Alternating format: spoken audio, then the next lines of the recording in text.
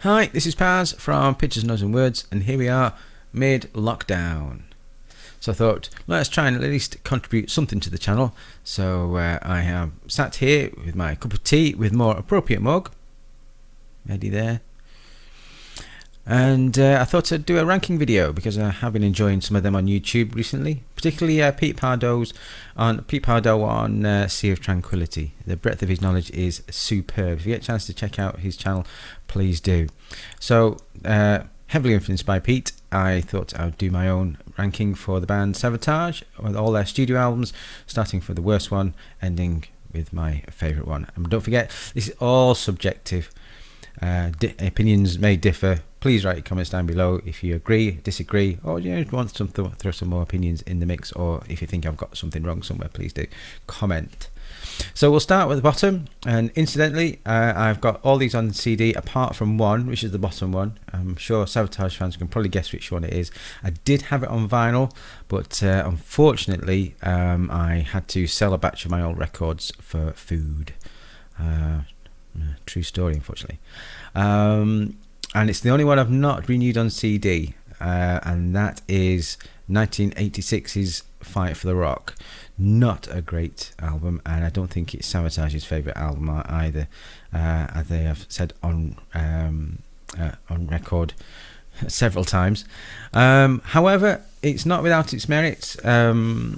I think Fight for the Rock is quite a good song, as is Hide, which I think is quite brilliant and probably would fit on another album quite well. Red Light Paradise is alright as well.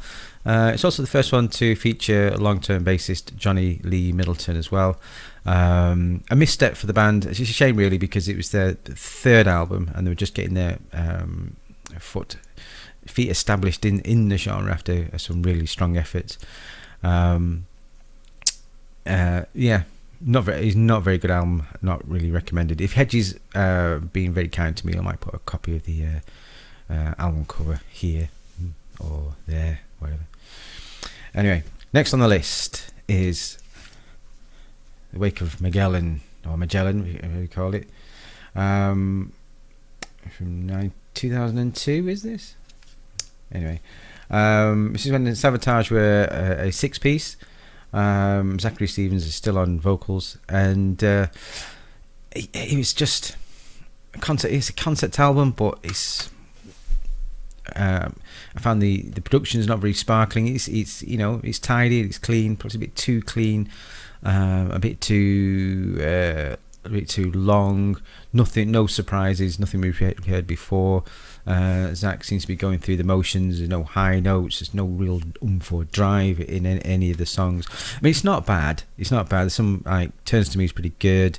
Morning Sun's a bit of a cracker. But Blackjack Guillotine and Paragons of Innocence, you know, it's just kind of heard it all a bit before, really. Wake of Magellan, or Magellan, that's a pretty good song, and The Hourglass is alright. So again, not without its merits, but on the whole, I found it pretty unremarkable. Next on the list we have the one that precedes it. As you can see, that this is Dead Winter Dead from 1995. There we go, you can see that. I actually bought two copies of this. The other copy is a more lighter artwork, but it's in a box somewhere. So it must have been two versions. This version has a second CD with a couple of live tracks on it. Again, it's not a bad album. Zachary Stevens seems to be playing it safe a little bit, but it's got some good songs on it, like I Am and Starlight's pretty good. The title track's pretty good. One Child is also quite good with the counterpoint vocals on it. This also was the album that has Christmas Eve on it, which is kick-started the Trans-Siberian Orchestra. But there's too many wishy-washy ballads for me on it, like this is the time and not what you see. This isn't what we meant. It's just it's a bit by the numbers, but has a few highlights. Not too bad. Not too bad. Now the next one, even though it's next on the ranking, I think we are quite a few levels higher than Dead Winter Dead. I hate to, even though it feels like I'm putting it low, but I love everything above this really. So the next one is Handful of Rain from 1994. Now this is the first album they did after Chris Oliva's tragic death, and the only album to have Alex Skolnick on it.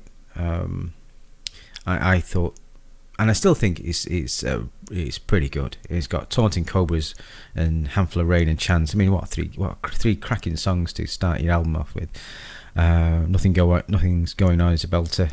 Watching You Fall, what a great ballad that is.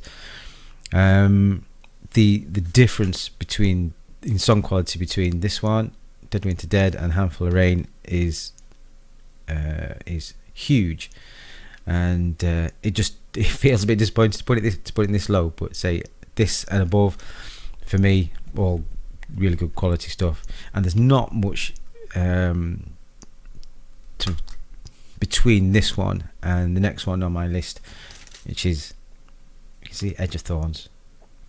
See that one, the first one with Zachary Stevens. But Handful of Rain is apparently was all recorded by all of it was recorded by John Lever himself as a sort of a catharsis process after the death of his brother. And Zachary Stevens came in at the last minute to record all the vocals, etc. So basically, it's John Lever's his tribute to his brother, and what a tribute it is. Really, really good album that. Next is Edge of Thorns. Slightly can you see that? Yeah, great artwork on that. Okay, unfocused. Anyway, the first album without Chris Oliva, and I was a bit like that with Zachary Stevens, and still am, to be honest.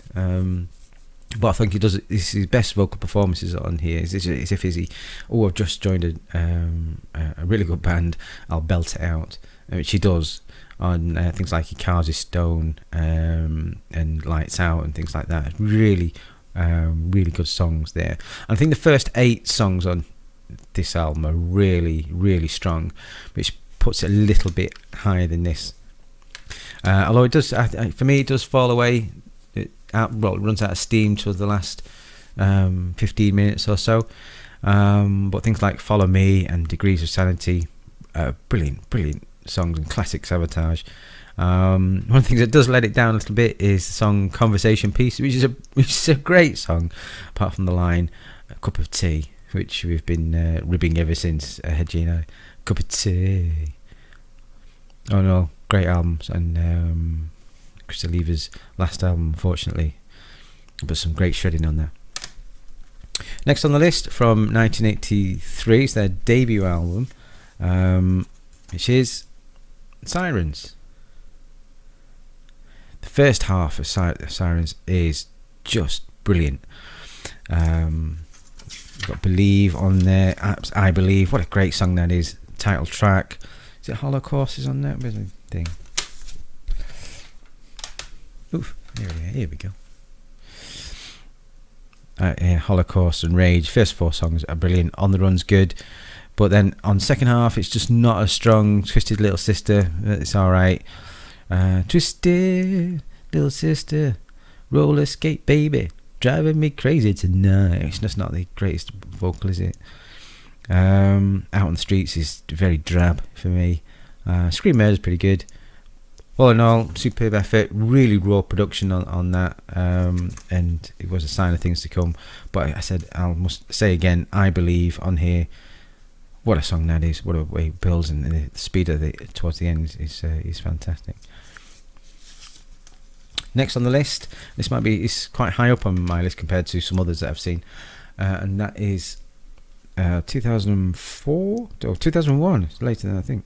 2001, the last album they did, which is Poets and Madmen. Can you see that? And I love this. Not only because John Lever was back. I mean, that was a big plus for me. I just love his rasp and his unique style. It's just wonderful. But some great songs on here. Stay With Me a While, There in the Silence, I Seek Power. I Seek Power. Drive's good. Man in the Mirror is really good. Awaken. Yeah, some really good stuff on there. And yeah, off of my line, unfortunately. But I thought it was a lot stronger than anything they've done with Zachary Stevens from a songwriting point of view. Next on the list, now here we are. Really are getting to the cream of the crop. Savatage is the EP in 84. The Dungeons Are Calling. You see that? I mean, there's just no weak songs on here. I know there's only 6 songs, but what 6 songs they are. Goodness me. Dungeons Are Calling, By the Grace of the Witch, Visions, Mindless Night, City Beneath the Surface, The Whip. I mean, it's just wonderful, isn't it? I mean, what a... and the amazing thing is, it's like Hedgy and I have spoken before on the channel about bands being more prolific back in the day than they are these days. That Sirens 83, that in 84, then you've got Power of the Night 85, Fight Through 86, Holy Mountain King 87, Gutter Ballet in 89. I mean, that's a lot of albums in such a short amount of time, which you don't see often these days. Which moves swiftly on to my next one, and that is 85's Power of the Night. You see that? Here's the fist of the metal child. And I remember getting Hall of the Mountain King on a whim, because I'd always heard that Savatage were a thrash band, and I thought, thrash was pretty new at the time. And I thought, I'm not sure what I fancied that. And then I saw the album cover of Hall of the Mountain King. I thought that looks brilliant. So I took a punt on it, and was blown away to the point where I went back and bought all the other stuff, which is why Fight for the Rock was a bit of disappointment, because it sounds nothing like all the albums that are around it. And this was just, it's like finding gold at the bottom of your garden. I thought this is fantastic. Power of the Night, what a great song. Unusual, Warriors, and I love Necrophilia. That's the song. Washed Out, Skull Session. I mean, side 1 is just exceptional. Side 2 not as strong, but it's worth getting just for side 1. Well, the first half now, and with it being CD. Great performance by John Lever, and this is where Chris Lever's guitar tone becomes quite recognisable. Odd production on it, but still in your face. Brilliant. Alright, coming down to the top 3. I think it can be interchangeable depending on what mood you're in. The 3 is 91's Streets, a rock opera. Can you see that? I was obsessed with this for a long time, and even visiting it back recently, it still holds a sort of grip on my soul, I think. And I loved it that much. I got the original vinyl, and then found out the CD had 2 extra songs on it. And even though I didn't have a CD player, I still bought the CD as well. On the vinyl version, they missed off St. Patrick's and If I Go Away, 2 of my favourite songs actually on the album. There's a couple of bits that haven't blasted that well for me. Like the shorter tracks, like You're Alive and Somewhere in Time, not that great, but the whole rest of it is just packed full of great melodies, great songs. Streets, Jesus Saves, Tonight He Grins Again, Sammy and Tex. I remember seeing them on this tour, and I can still remember Sammy and Tex. It's like ingrained in my brain. I think that what a great song that is, and totally unique. I've not heard anything like Sammy and Tex by any band and on any album ever. Please tell me if there's something that sounds similar to that. Say St. Patrick's is brilliant. Ghost in the Ruins, fantastic. What a great middle section there is to that. If I Go Away is fantastic, and so the ballad Believe is just brilliant. And this is the Lever Brothers on top of their game, and I would say this is not an entry Savatage album. If you're trying to get someone into Savatage, or if you want to start listening to Savatage, don't start with this one. Give it a couple of albums, then listen to this one, because it's dark, it's brooding, it's slow, but it will be with you for a long time if you can get into that. Okay, number 2, second spot, 89's Gutter Ballet. This is just fantastic. What an album this is. Big bombastic songs of Rage and War and Gutter Ballet, When the Crowds Are Gone, and Hounds, The Unholy, Mentally Yours.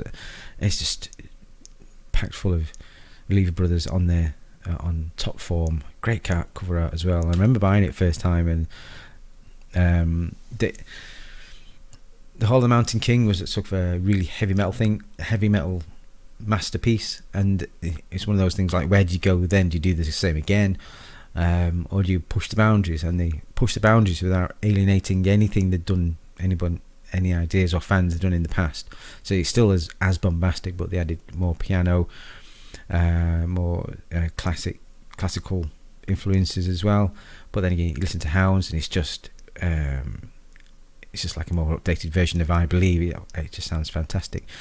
And this is a good example on here is a song called Mentally Yours, which is a good example of the way the band missed Chris Lever when he died. Is right in the middle of it, it just changes tempo, and you've got this really up-tempo, crunchy break before it goes back into the chorus, and that's what they missed, I think, when Chris Lever went.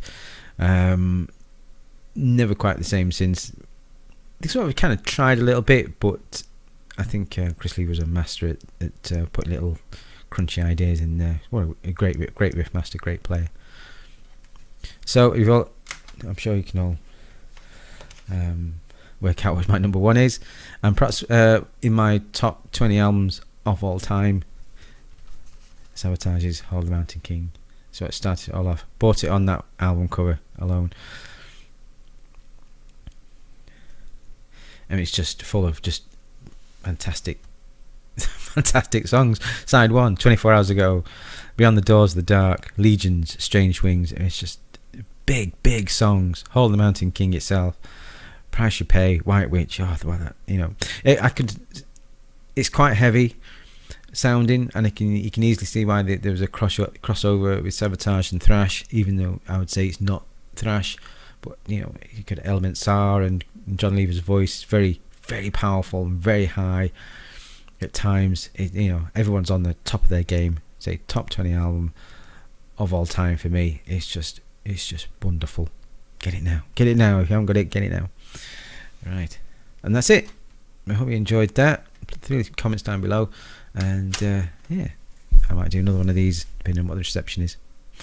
So Savatage. If you've not checked him out, I would start with either Gutter Ballet or Hall of the Mountain King. If you want a more up-to-date production, I would maybe start with Edge of Thorns. That'd be quite a good place to start as well. It's quite accessible album, yes. So. Okay, thanks for watching. I'll drink my tea in my more appropriate mug. Thanks very much. Goodbye.